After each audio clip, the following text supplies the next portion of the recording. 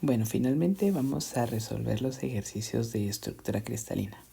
Vamos a empezar con la número 11.11 y dice: el amoníaco es al mismo tiempo donador y aceptor de hidrógeno en la formación de enlaces de hidrógeno. Dibuja un diagrama en el que muestre los enlaces de hidrógeno de una molécula de amoníaco con otras dos moléculas de amoníaco. Ok, entonces la formación de puentes de hidrógeno se debe más o menos a esto. Tenemos un átomo altamente electronegativo, como lo puede ser el flúor, el oxígeno o el nitrógeno, cualquiera de estos tres. Y cualquiera de esos tres átomos, pues para formar un puente de hidrógeno, vamos a tomar el nitrógeno, ¿verdad? Que es el de este ejercicio. Pues necesitaría estar cerca de un hidrógeno que esté a su vez unido a otro de estos átomos altamente electronegativos, en este caso otro nitrógeno, ¿verdad? Entonces, aquí, debido a la alta electronegatividad de este nitrógeno, que tiene una carga parcial negativa, y este hidrógeno tiene una carga parcial positiva, debido a la cercanía con el otro nitrógeno que tiene cerca, ¿verdad? Entonces esto crea una interacción electrostática a la que se le llama puente de hidrógeno. Vamos a dibujarle otro color para que se note. A esta interacción se le llama puente de hidrógeno. Entonces aquí nos dice que hagamos un diagrama en el que se muestran los enlaces de hidrógeno de una molécula de amoníaco con otras dos moléculas de amoníaco. Entonces dibujemos uno aquí con sus tres hidrógenos. Voy a dibujar otro aquí. Voy a poner el nitrógeno de este lado para que esté en una posición correcta para la formación del puente de hidrógeno, y voy a dibujar otro de este lado con sus tres hidrógenos, y luego voy a volver a dibujar los enlaces de hidrógeno entre ellos de color verde. En la mayoría de aplicaciones para análisis estructural por medio de computadoras dibujan los puentes de hidrógeno de color verde, entonces por eso los hice verdes, ¿verdad? Entonces más o menos esta sería como la forma de representar esto que nos están pidiendo. La siguiente nos dice: ¿por qué los líquidos, a diferencia de los gases, son prácticamente incompresibles? Eso quiere decir que no se pueden comprimir. Ok, veamos. Lo que pasa es que cuando tenemos un recipiente con un gas, en realidad la mayoría de las moléculas de gases o de los átomos de los gases, en caso de gases nobles, tienen muy poca interacción entre ellas, o mejor dicho, nada de interacción entre ellas. Recordemos que la mayor parte de las sustancias que existen en forma de gas pues son apolares. Entonces, o mejor dicho, todas las sustancias que existen en forma de gas son apolares. Entonces, las fuerzas que hay entre ellas pues son fuerzas de dispersión, que lo que hacen es repelerse unas con otras. Entonces la verdad es que están muy lejos unas de las otras. Entonces, al momento de aplicar una presión externa sobre un gas, ¿verdad? Un recipiente que contenga un gas. Por ejemplo, supongámonos que ponemos aquí un pistón o un émbolo y lo presionamos hacia abajo. Pues esa fuerza externa sí tiene la capacidad de obligar a esas moléculas de gas a estar más juntas, ¿verdad? Y sí es posible, porque sí hay espacio entre ellas. Ahora, con los líquidos ocurre algo diferente. Porque lo que pasa es que en realidad los líquidos están lo más cerca posible, digamos, dentro de lo que sus fuerzas intermoleculares les permiten. La mayoría de los líquidos presentan fuerzas de tipo dipolo-dipolo entre ellas, como el agua, el amoníaco, el alcohol, ¿verdad? La mayoría de esas presentan algún tipo de fuerza dipolo-dipolo que las mantiene unidas. La siguiente es la 11.39, que nos dice que el hierro metálico cristaliza en una red cúbica. La longitud de la arista es de 287 picómetros. La densidad de hierro es de 7.87 gramos por centímetro cúbico. Entonces, ¿cuántos átomos de hierro hay dentro de una celda unitaria? Ok, entonces dibujemos la celda. A mí siempre me gusta empezar dibujando las celdas unitarias. Y dice que la arista tiene una longitud de 287 picómetros y que la densidad de este material es de 7.87 gramos por centímetro cúbico. Y nos preguntan el número de átomos por celda. Ok, vamos a trazar cuál va a ser la forma de resolver esto. Primero lo voy a escribir aquí arriba. Entonces mi idea es que voy a pasar de longitud, ¿verdad? Con la longitud de la arista yo puedo pasar al volumen de la celda. Entonces luego con el volumen de la celda puedo pasar a calcular, utilizando la densidad, puedo pasar a calcular la masa de la celda. Y conociendo la masa y por medio del peso molecular o del peso atómico, en este caso del hierro, puedo saber cuántos átomos de hierro voy a tener en esa celda, ¿verdad? Vamos a empezar. Lo primero que voy a hacer va a ser calcular el volumen de la celda, como dije anteriormente. Entonces, como es cúbica, el volumen es igual a la arista al cubo. En este caso, 287 picómetros al cubo. Y esto me da un número muy grande de 23.639.903 picómetros cúbicos que tengo que convertir a centímetros cúbicos. Entonces voy a usar la equivalencia del metro para hacer las conversiones. Entonces voy a decir que en un metro hay 1 por 10 a la 12 picómetros. Y como es cúbico, lo elevo al cubo. Y luego aquí, que en un metro hay 100 centímetros. Y lo elevo al cubo nuevamente. Esto me queda 2.36 por 10 a la menos 23 centímetros cúbicos. Ese sería el volumen. Entonces ahora voy a utilizar ese volumen para pasarlo a gramos por medio de la densidad. 2.36 por 10 a la menos 23 centímetros cúbicos por aquí la densidad que decía que era de 7.87 gramos por centímetro cúbico. Me da que cada celda tiene una masa de 1.86 por 10 a la menos 22 gramos. Y eso lo voy a pasar a átomos de hierro. Si sé que un mol de hierro, según la tabla periódica, pesa 55.85. Y que en un mol de hierro hay 6.022 por 10 a la 23 átomos, según el número de Avogadro. Y esto me da que tengo 2 átomos de hierro por cada celda unitaria. La 11.41 dice: el vanadio cristaliza en una red cúbica centrada en el cuerpo. Los átomos de vanadio ocupan solamente los puntos reticulares. Y pregunta: ¿cuántos átomos de vanadio hay en una celda unitaria? Esta pregunta es teórica porque realmente nos están diciendo que la red es centrada en el cuerpo y también nos están diciendo que los átomos de vanadio ocupan únicamente los puntos reticulares.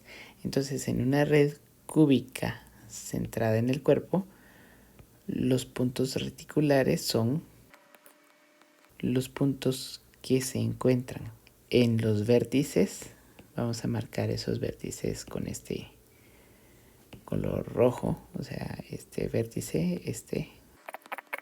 Entonces en total tenemos 8 vértices y cada vértice vale o contiene, mejor dicho, 1/8 de átomo.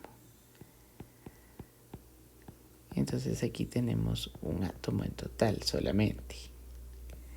Y luego, como dice que está centrada en el cuerpo, eso quiere decir que en el centro del cubo tenemos un átomo completo, uno central, ese no está compartido, por lo tanto es un átomo. Entonces el total de los átomos en esa celda es de 2 átomos.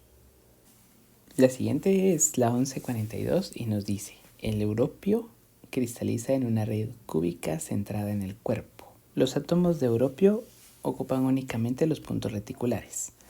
La densidad del europio es de 5.26 gramos por centímetro cúbico. Calcule la longitud de la arista de la celda unitaria. De acuerdo, entonces tenemos aquí, otra vez voy a dibujar la celda. A veces creo que no es completamente necesario dibujar las celdas, pero a mí me gusta y me hace entenderlas un poquito mejor, así es que siempre los dibujo. De acuerdo, esto tiene una densidad de 5.26 gramos por centímetro cúbico, y por ser una celda cúbica centrada en el cuerpo, como nos dice aquí, significa que por cada celda tengo 2 átomos. De acuerdo. Entonces, nos están preguntando la longitud de la arista. Ahora, mi estrategia va a ser la siguiente. Voy a partir de los átomos de europio por celda y usando la masa atómica del europio voy a pasarlo a gramos por celda y luego, utilizando la densidad, voy a sacar el volumen de una celda. Y por último, con el volumen voy a calcular la longitud de la arista. Esa es bastante sencilla, porque como es cúbica, entonces es la raíz cúbica. Ok, comencemos. Tengo 2 átomos de europio, por lo tanto voy a sacar su masa y yo sé que en un mol de europio hay 6.022 por 10 a la 23 átomos, y luego con la masa atómica voy a decir que un mol de europio equivale a 151.96 gramos.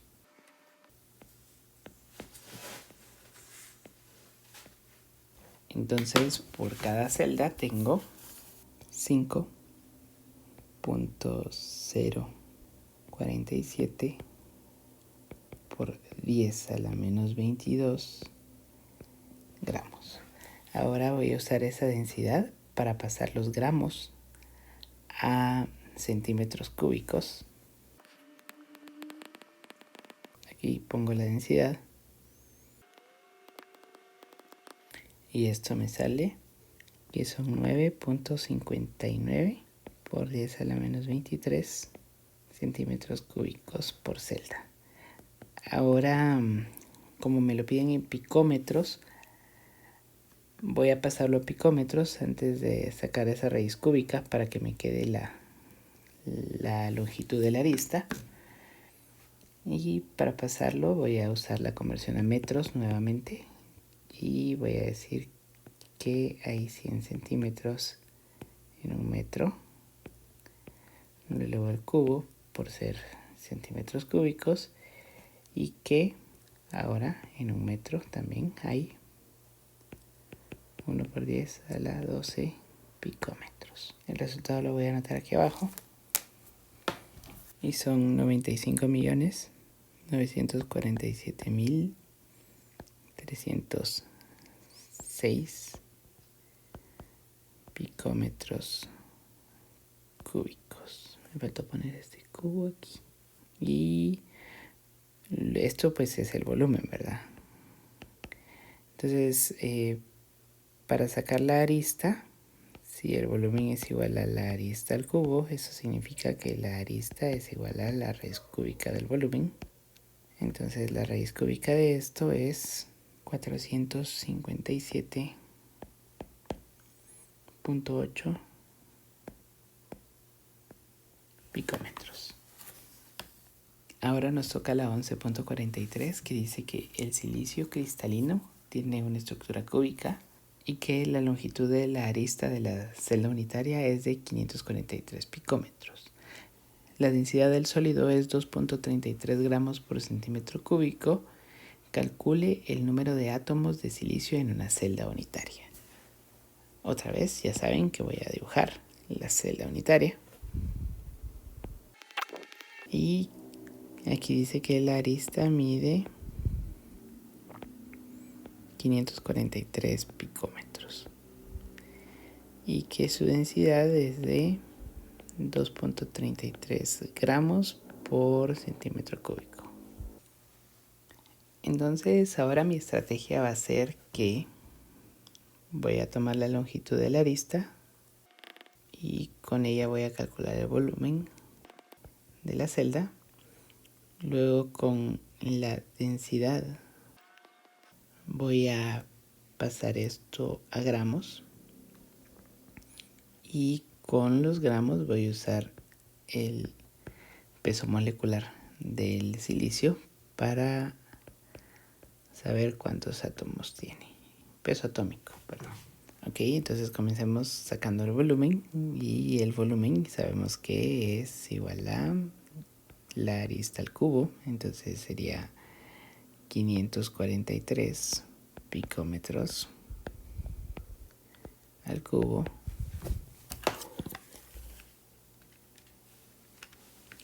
esto nos da 160.103.007 picómetros cúbicos, que vamos a pasar a centímetros cúbicos porque la densidad está en centímetros cúbicos. Entonces en un metro hay 1 por 10 a la 12 picómetros y en un metro hay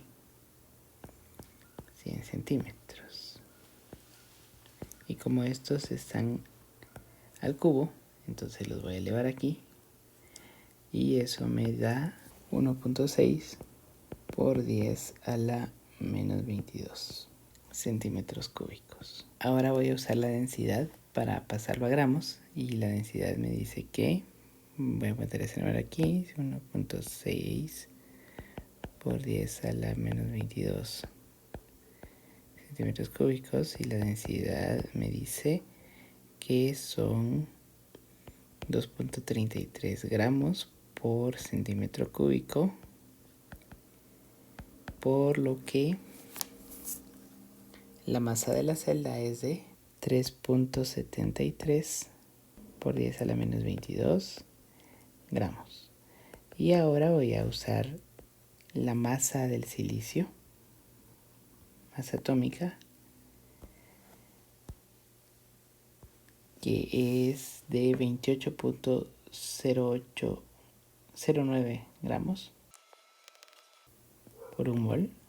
Y luego el número de Avogadro, que me dice que un mol tiene 6.022 por 10 a la menos 23 átomos. Y me da aproximadamente 8 átomos por celda. Bueno, ahora vamos con el 11.75, que nos dice calcule la cantidad de calor necesaria en kilojoules para convertir 74.6 gramos de agua en vapor a 100 grados centígrados. Ok, aquí no hay cambio de temperatura. Aquí solamente hay un cambio de estado. Entonces ese cambio de estado pues es de agua a vapor. Entonces aquí usamos algo que se llama el calor de vaporización o calor latente de vaporización. que para el agua tiene un valor de 40.79 kilojoules por mol.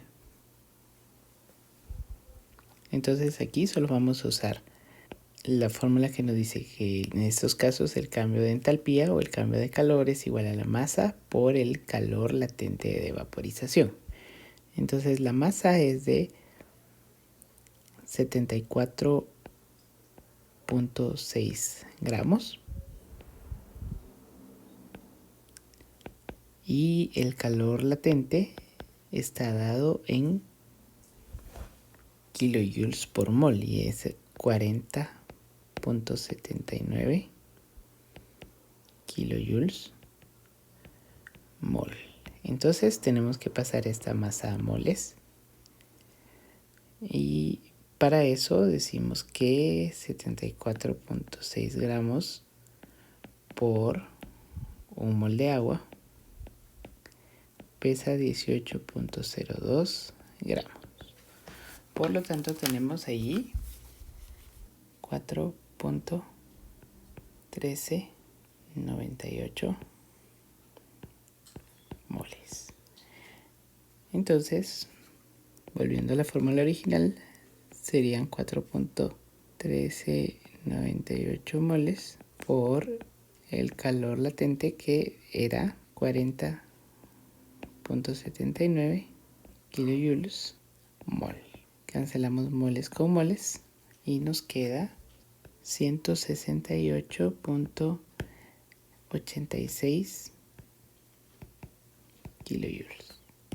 Ahora vamos con la 11.76 y en esta dice: ¿cuánto calor en kilojoules se necesitará para convertir 866 gramos de hielo a menos 10 grados centígrados en vapor a 126 grados centígrados? Los calores específicos del hielo y el vapor son 2.03 joules por grado centígrado y 1.99 joules grado centígrado respectivamente. Ok, aquí tenemos un cálculo que hacer que es un poquito más grande que los que hemos hecho anteriormente y ahora tenemos un aumento de temperatura desde menos 10 hasta los 0 grados centígrados. Luego tenemos una cambio de estado que consume energía. El eje X va a ser mi energía, o sea, avanza sobre el eje X, pero no avanza sobre el eje Y, que va a ser mi temperatura. A 0 grados centígrados, y esto es el calor de fusión, sí, la entalpía de fusión. Luego tenemos otra vez un cambio de temperatura hasta 100 grados centígrados. Y luego de nuevo tenemos un cambio de estado que no está asociado a cambio de temperatura, pero que sí consume energía. Y para finalizar, en otro pequeño aumento de temperatura hasta los 126 grados centígrados. Entonces aquí tenemos 5 fases. La fase 1, que es de hielo de menos 100 a 0. La fase 2, que es el calor de fusión. La fase 3, que es el aumento de 0 a 100 grados centígrados. La fase 4, que sería el calor de vaporización. Y la fase 5, que sería el aumento de temperatura de 100 hasta 126 grados centígrados. Entonces voy a ir haciendo cada una por separado. Vamos a enumerarlas de 1 a 5. Entonces la delta H1, que sería el cambio de temperatura.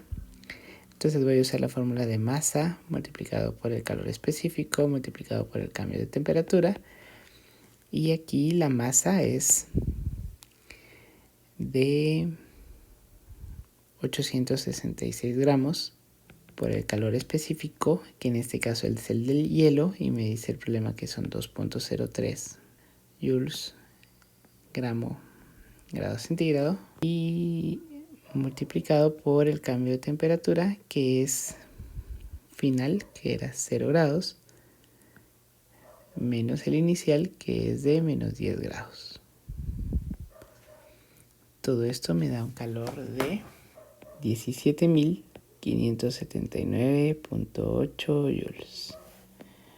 Ahora vamos con la delta H2 o bien la delta H de vaporización, que en este caso es la masa. Bueno, aquí no es la masa, sino más bien es el número de moles multiplicado por el calor latente de vaporización. Y primero entonces tengo que pasar estos 866 gramos a moles y luego multiplicar esos moles por el calor latente de fusión, que sería 6.01 kilojoules por mol. Y luego, para ponerlo en joules, igual que el anterior, voy a decir que 1 kilojoule es igual a 1000 joules. Y esto me va a dar igual a 288.826.9 joules. Y ahora vamos a calcular delta H3, que otra vez es un cambio de temperatura, solo que ahora es para el agua en estado líquido. Por lo tanto, tenemos nuevamente 866 gramos por 4.18 joules por gramo grado centígrado por el cambio de temperatura, que en este caso es 100 menos 0, y me da 361.988 joules. Ahora vamos con delta H4, que es nuevamente un cambio de estado sin cambio de temperatura, porque es por lo que solo voy a usar masa por Q, calor latente de vaporización. Y en este caso, de nuevo, no es masa, sino que es número de moles, por lo que voy a dividir 866 dentro de la masa atómica, la masa molecular del agua, y luego voy a multiplicarlo por el calor latente de vaporización, que es 40.79 kilojoules por mol. Esto me va a dar un número muy grande, y es más grande todavía porque esos kilojoules los tengo que pasar a joules. Y ahora sí, 1.960.274.1 joules. Este era delta H4 y vamos a terminar casi ya con delta H5, que es otra vez un cambio de temperatura, por lo que es masa por calor específico por cambio de temperatura, solo que esta vez es para el vapor. Tenemos que la masa es otra vez 866 gramos. Ahora el calor específico dice que es 1.99 joules por gramo grado centígrado, y el cambio de temperatura es de 126 a 100 grados, o mejor dicho al revés, de 100 a 126 grados centígrados. Y me quedan 44.806.8 joules. Ahora tengo que sumar todas esas cantidades para obtener el total. Y el resultado es 2.633.475.6 joules. Ahora la 11.92 nos dice: al final de este problema se muestra un diagrama de fases del agua. Marque las regiones y prediga qué sucedería si a partir de A la temperatura se eleva a presión constante, B a partir de C la temperatura se reduce a presión constante, y C a partir de B la presión se reduce a temperatura constante. Entonces primero vamos a marcar las regiones. Esta es la región que corresponde al vapor, si no me equivoco. Esta sería la región que corresponde al hielo, y B sería la región que corresponde al agua líquida. El inciso A dice: si a partir de A la temperatura se eleva a presión constante. Entonces aquí está A. Entonces nos vamos a mover desde A sobre el eje X sin movernos sobre el eje Y dado que el eje X es el de la temperatura y en el inciso A nos están pidiendo a partir de A la temperatura se eleva a presión constante. Entonces, ¿qué está pasando aquí? Si nos damos cuenta, empezamos con hielo, pasamos a agua y llegamos hasta la zona del vapor. Veamos ahora el inciso B. Vamos a marcarlo de color verde. ¿Qué sucede si a partir de C la temperatura se reduce a presión constante? Entonces ahora vamos a movernos de nuevo sobre el eje X, pero de regreso.